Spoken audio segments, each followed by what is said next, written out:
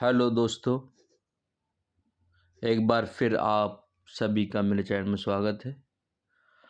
आज मैं आप लोगों के लिए यूडाइस से संबंधित HDMS मॉड्यूल के अंतर्गत general profile, environment profile, facility profile का प्रोसेस बताऊंगा।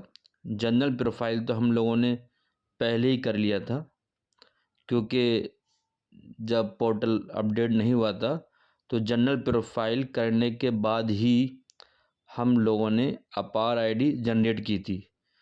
जिन लोगों ने अपार आईडी स्टार्टिंग में नहीं की, यदि वो अब कर रहे हैं तो उनको जनरल प्रोफाइल, एनरोलमेंट प्रोफाइल और एफपी प्रोफाइल तीनों करना होंगे। लेकिन जैसे मैंने अपना जनरल प्रोफाइल पहले कर रखा था, उसके बाद ही मैंने उसके अपार आईडी बनाया था, तो मेरा आसानी से हो गया था। आज मैं इस वीडियो में एनरोलमेंट प्रोफाइल और ईपी और एफपी बात करूंगा। एक बच्चा पूरा करके दिखाऊंगा, आप पूरा प्रोसेस देखिएगा। जिस तरह से, जैसे मान लीजिए मैं क्लास 4 करके दिखा रहा हूँ आपको। कोई भी एक बच्चा ले लेता हूँ मैं 4 का। क्लास 4 में जाऊँगा, मैं डैशबोर्ड पर जाएंगे और जो बच्चा मैं पूरा करूँगा उसका डेटा वहाँ सर्च में, यहाँ पर मैं बच्चों को नाम सर्च कर ले रहा हूँ। यहाँ पर जीपी इस बच्चे की पूरी है, मुझे ईपी करनी होगी। ध्यान से देखिएगा कि सबसे पहले मुझे क्या करना होगा। मैं किसी भी प्रोफाइल को पूरा करूं, सबसे पहले मैं पेज खोलूं प्रोफाइल का और डायरेक्ट सेव का बटन दबा देता हूं। सेव का बटन दबाने से जो ऑप्शन रिक्वायर्ड होंगे वो रेड हो जाएंगे। जैसे देखिए, मैं जूम कर रहा हूं, जैसे ही मैंने एनरोलमेंट प्रोफाइल का सेव किया, तुरंत यहाँ लिख कर आ गया ये रेड कलर से रिक्वायर्ड। क्लिक करेंगे, यहाँ लैंग्वेज चूज़ करेंगे। अब देखिए कहीं भी रेड नहीं है। अब यहाँ मैं सेव कर देता हूँ उसको, नेक्स्ट कर दूंगा। उसके बाद ये खुलेगा हमारा एफपी फैसिलिटी प्रोफाइल, और इसमें मुझे कौन कौन से फिल करने होंगे। तो सबसे अच्छा तरीका है कि सभी प्रोफाइल में सबसे पहले हम सेव ही कर देते हैं डायरेक्ट। जैसे ही हम सेव करेंगे, तुरंत रिक्वायर्ड जो ऑप्शन होंगे वो ऑटोमेटिक अपना आप रेड कलर से हो जाएंगे और यहाँ पर आपको रिक्वायर्ड वाले ही चुनना होंगे। 2 ऑप्शन बढ़ा दिए गए हैं एफपी में। एक ऑप्शन है कि स्कूल की दूरी बच्चे के घर से कितनी है, वो आप चूज़ करेंगे यहाँ पर। दूसरा ऑप्शन है कि मदर और फादर और लीगल गार्जियन क्वालिफ़िकेशन क्या है।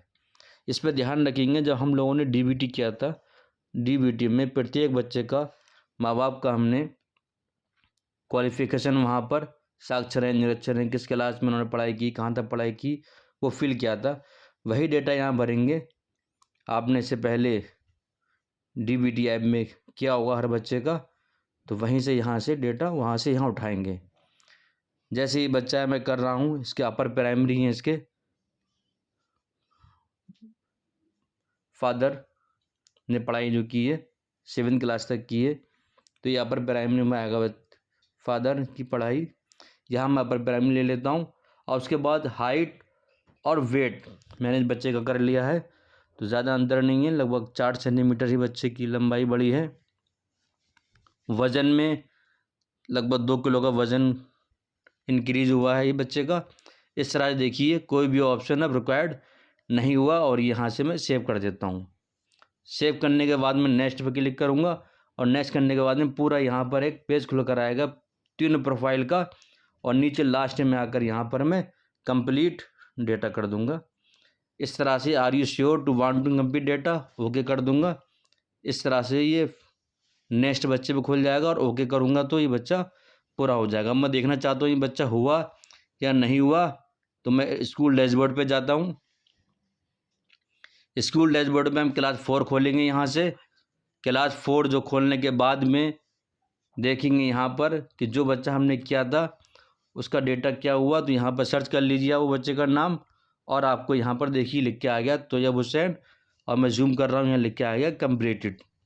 इस तरह से कंप्लीट हो जाएगा। अपार आईडी के लिए आपको इस समय जीपी, ईपी, एफपी तीनों करना होंगे। लेकिन स्टार्टिंग में जब अपार आईडी बनाई जा रही थी उस समय ईपी और एफपी ज़रूरी नहीं था, लेकिन अब तीनों ज़रूरी हैं। इस तरह से पूरा आपका जीपी ईपी ऐप कंप्लीट हो जाएगा। यदि कोई क्वेरी हो तो कमेंट करिएगा। Thank you.